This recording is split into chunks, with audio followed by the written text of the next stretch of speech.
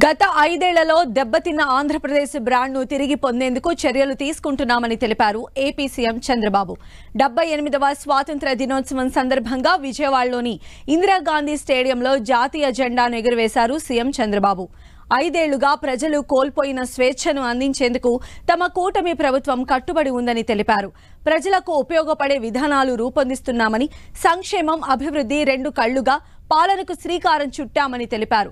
100 రోజుల ప్రణాళిక టార్గెట్గా అన్ని శాఖల్లో సమీక్షలు చేస్తున్నామని, గత ప్రభుత్వం నిర్వీర్యం చేసిన శాఖలన్నీ పునరుద్ధరిస్తున్నామన్నారు చంద్రబాబు.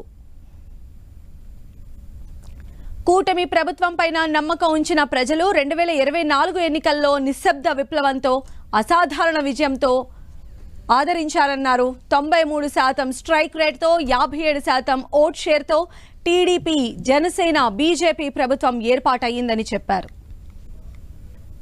5 ఏళ్ల చీకటి పాలనతో విసిగిపోయిన ప్రజల్లో చైతన్యం వెల్లువెత్తింది. 2024 సాధారణ ఎన్నికల్లో నిశ్శబ్ద విప్లవంతో, అసాధారణ విజయంతో కూటమికి పట్టం కట్టారు. గతంలో ఎప్పుడూ లేని విధంగా 93% స్ట్రైక్ రేటుతో, 57% ఓట్ షేర్తో టీడీపీ, జనసేన, బీజేపీ ప్రభుత్వం ఏర్పాటైంది.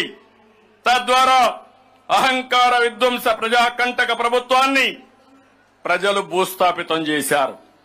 ప్రధాని మోడీ గారు, నేను, మిత్రులు పవన్ కళ్యాణ్ గారు ఇచ్చిన ప్రజలు గెలవాలి, రాష్ట్రం నిలవాలి అనే మా ఎన్నికల నినాదాన్ని అర్థం చేసుకున్న ప్రజలు ఒక అద్భుతమైన విజయాన్ని అందించారు.